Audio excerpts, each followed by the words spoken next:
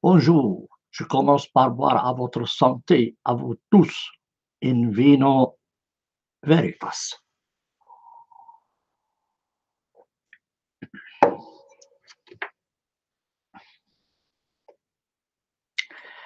C'est le 7e épisode de la série d'articles intitulée La Palestine et le nazisme juif, publié en arabe et en français, enregistré sur ma chaîne YouTube. Les articles en arabe sont publiés sur ma page dans un forum arabe, Al-Hiwar Al-Mutamaddi. Je répète ici que la notion de nazisme juif n'est pas de moi. Elle est empruntée au philosophe israélien Yeshayahu Leibowitz, professeur de l'Université hébraïque de Jérusalem, décédé en 1994, opposant de la politique d'Israël, qu'il décrit comme étant un régime judéo-nazi. Nous parlerons aujourd'hui de la loi antimissionnaire, de la conversion au judaïsme et d'un projet de loi nazi. Commençons donc par la loi antimissionnaire.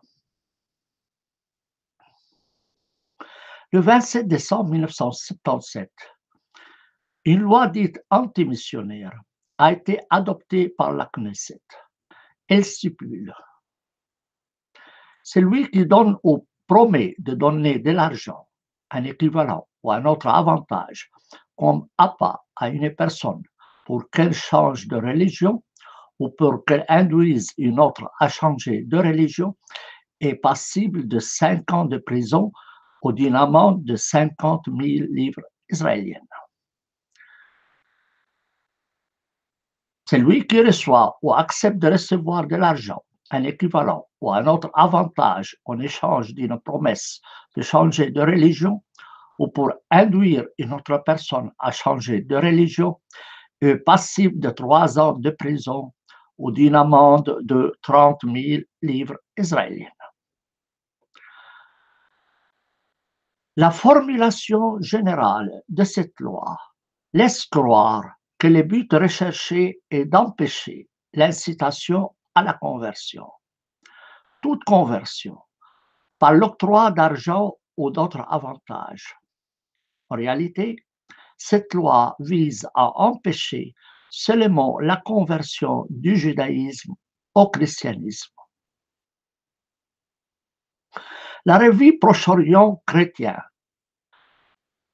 écrit que le débat qui a précédé le vote de la loi fut un festival antichrétien, où le projet de loi ne fut qu'un prétexte pour donner libre cours au ressentiment éprouvé à l'égard des chrétiens.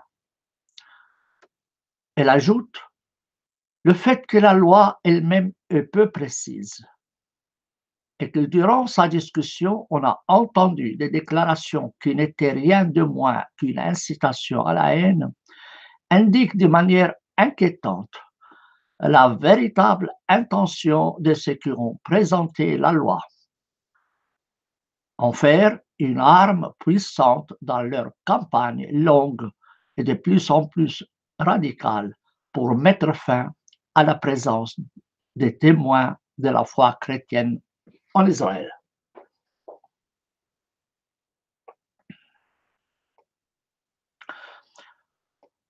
Commentons cette loi. Monseigneur Caldani, vicaire patriarcal latin en Israël, dit: il est de l'essence de la loi de protéger avant tout le faible.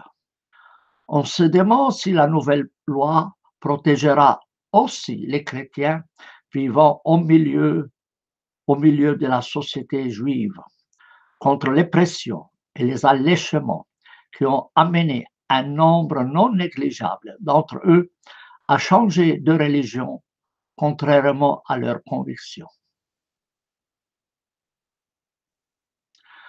Lors de la discussion de cette loi, un député de la Knesset a déclaré: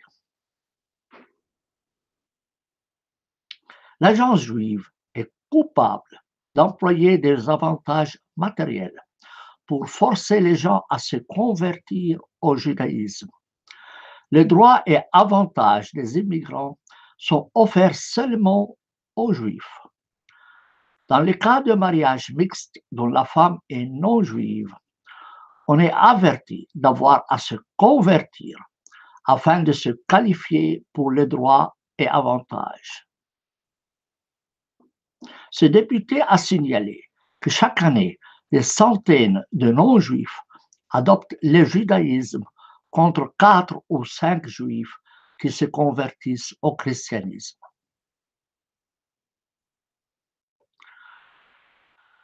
Le professeur Israël Shaak cite le cas suivant.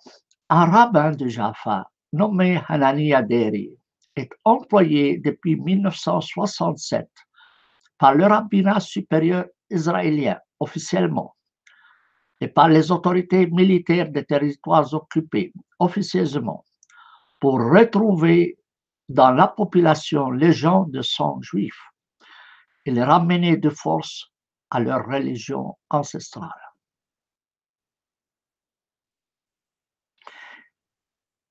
Une fille juive de Haïfa, Raya, mariée par force à un homme de 50 ans, s'échappa avec un jeune musulman pour vivre dans sa famille à lui à Jaffa. Par la suite, elle s'enfuit en raison de la guerre à Ramallah, où elle épousa son fiancé. Elle vécut là avec les 2 enfants qui étaient nés dans le quartier des réfugiés de Ramallah.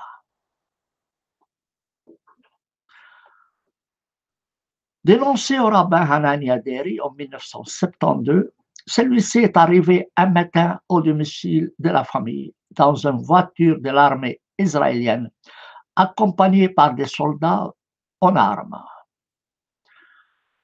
Il donna l'ordre à Raya de l'accompagner à Haïfa, où elle se trouva prisonnière dans la maison de son frère.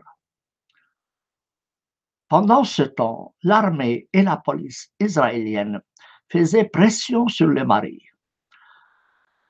Le rabbin le pressa de divorcer ou de se convertir au judaïsme. On fit aussi pression sur ses 2 enfants pour qu'ils se convertissent au judaïsme. On ignore la suite de ce cas qui, selon Israël Shaak, est l'un des 80 cas dont se vante le rabbin Deri. Il faut relever ici le cas des Juifs mariés avec des chrétiens qui quittent les pays de l'Est, convaincus que la future intégration en Israël de ces couples, de leurs enfants, devait être conditionnée par la conversion au judaïsme des membres chrétiens de la famille. Les émissaires de l'agence juive ont cherché à faciliter cette conversion lors du passage des couples mixtes à Vienne, en Autriche. Une sorte de tribunal rabbinique qui a été établi grâce auquel, par une méthode qu'on pourrait qualifier de judaïsme sans larmes, des dizaines de non-juifs sont devenus juifs.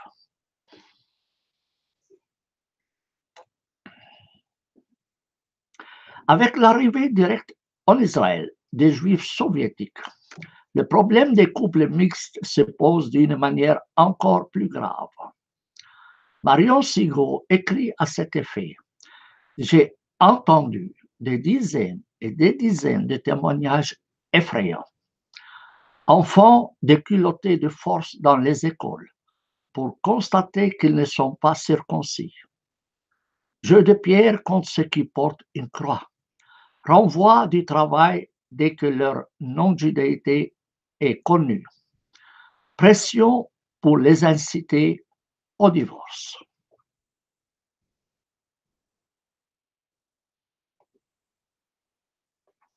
Maintenant, parlons d'un projet de loi nazi.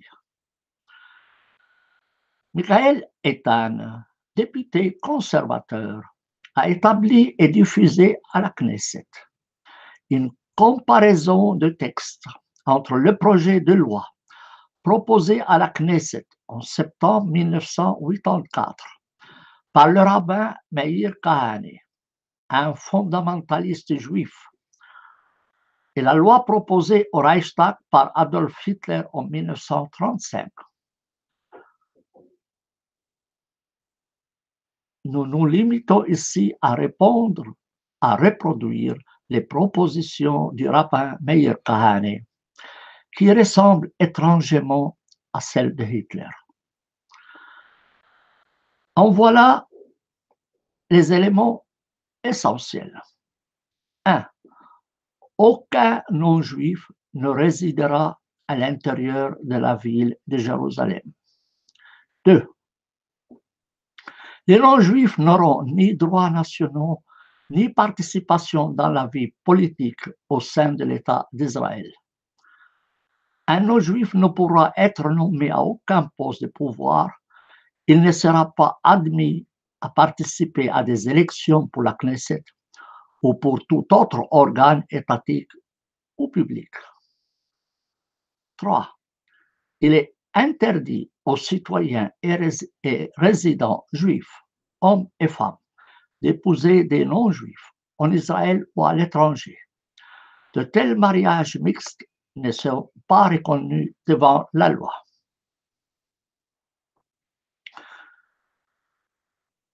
Il y aura séparation absolue entre les établissements d'instruction juifs et non-juifs. Des relations sexuelles complètes ou partielles sont interdites entre citoyens juifs, hommes et femmes, et des non-juifs. Ceci comprend les relations hors de mariage. Les violations seront sanctionnées de 2 ans d'emprisonnement. Un non-juif qui a des relations sexuelles avec une prostituée juive ou avec un mâle juif est passible de 5 ans d'emprisonnement. Une prostituée juive ou un mâle juif qui a des relations avec un homme non-juif est également passible de 5 ans d'emprisonnement. Les camps de vacances et toute autre activité mixte juive arabe seront abolis. Des programmes de visite entre élèves juifs et arabes dans leurs villages ou maisons respectives seront abolis. Des voyages à l'étranger où un enfant juif est l'hôte d'une famille non juive seront interdits, comme des visites analogues en Israël par des non-juifs. Voilà donc ce que propose Meir Kahane, un rabbin israélien, qui est en fait un copier-coller de la loi nazie. Certes, on peut arguer que la Cour suprême israélienne, le 18 octobre 1988, a qualifié le rabbin Meir Kahane de raciste et a interdit à son parti Kach de participer aux élections du 1er novembre 1988. On oublie cependant que la Knesset comprend toujours 3 autres partis politiques qui partagent les opinions du parti du rabbin Meir Kahane. Tehiya, 3 sièges, Somet, 2 sièges, et Moledet, 2 sièges. On oublie aussi que certaines de ces opinions se retrouvent dans les programmes politiques du parti Likoud et du parti travailliste. Ces 2 partis refusent aux réfugiés palestiniens le droit de revenir dans leur pays parce qu'ils ne sont pas juifs. Précisons aussi que Kahane a été soutenu par la haute hiérarchie religieuse israélienne, comme l'ancien grand rabbin Ashkenaz Shlomo Goren.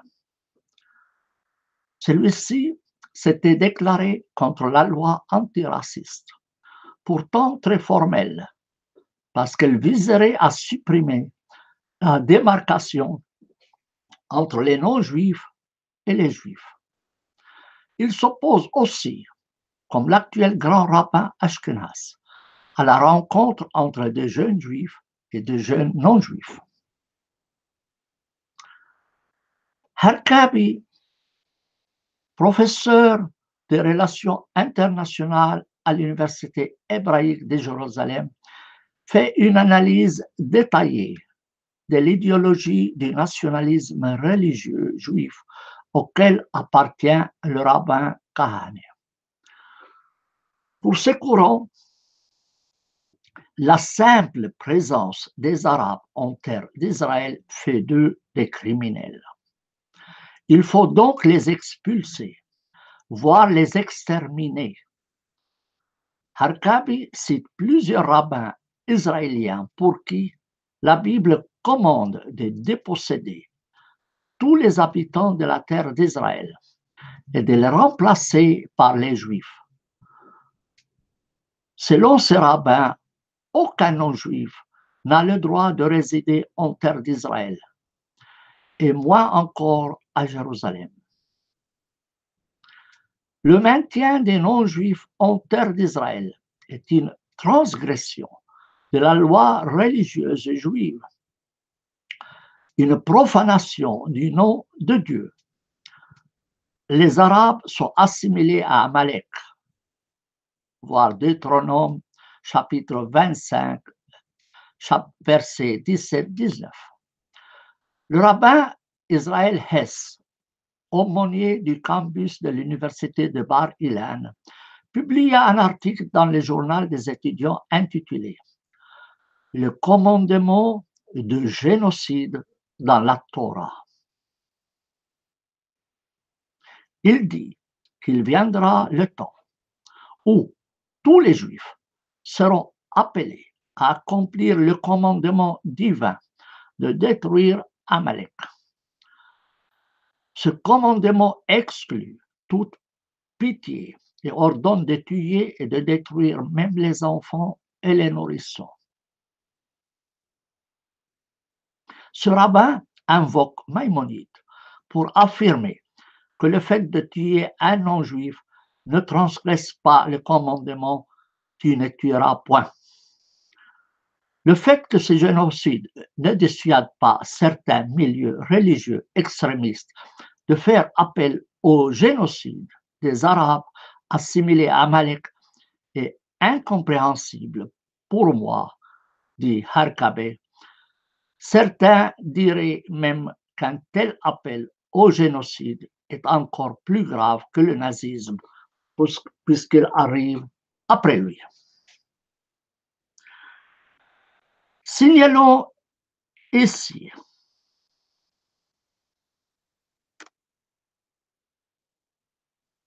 que la Bible interdit le mariage mixte entre juifs et non-juifs. On y lit: lorsque Yahvé, ton Dieu, t'aura fait entrer dans le pays dont tu vas prendre possession, des nations nombreuses tomberont devant toi. Yahvé, Dieu, te les livrera et tu les battras. Tu les dévoueras par anathème. Tu ne concluras pas d'alliance avec elles. Tu ne leur feras pas grâce. Tu ne contacteras pas de mariage avec elles.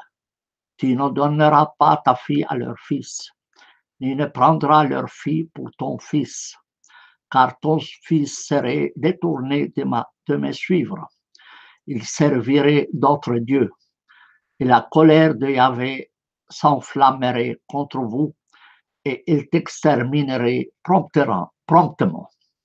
Deutéronome, chapitre 7, versets 1 à 4.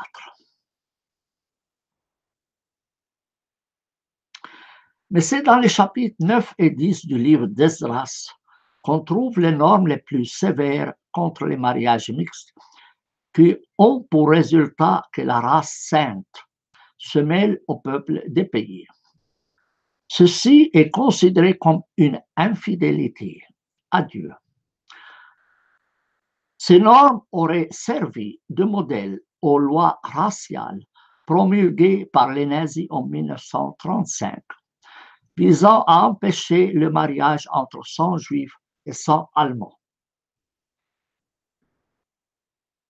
Étant conforme aux normes bibliques en la matière, Les Juifs allemands, notamment les sionistes, n'y étaient pas opposés. Les autorités religieuses juives s'opposent encore aujourd'hui contre les mariages mixtes en Israël. Ceux qui veulent conclure de tels mariages mixtes doivent le faire à l'étranger.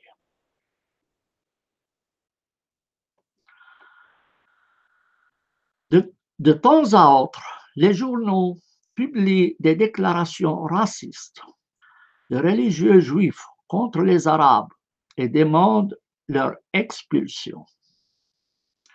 Ces déclarations sont faites en particulier par le grand rabbin Yosef Obadia de la communauté juive orientale d'origine marocaine.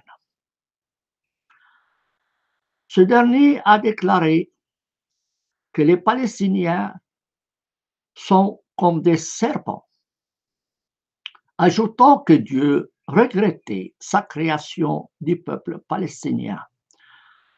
Bien sûr, ce rabbin n'a pas inventé de telles expressions, mais il les a plutôt empruntées aux livres et aux enseignements religieux entre ses mains. Ce qui signifie que ces livres et enseignements religieux doivent être soigneusement examinés et filtrés pour détecter les concepts racistes qui corrompent l'esprit des responsables religieux et politiques israéliens. Je suppose qu'après tous ces éléments, il n'est même pas nécessaire de démontrer que nous sommes en face d'un véritable régime nazi. Mais je laisse le jugement aux lecteurs et aux éditeurs. Je termine ici. Je prends de nouveau votre santé. In vino veritas.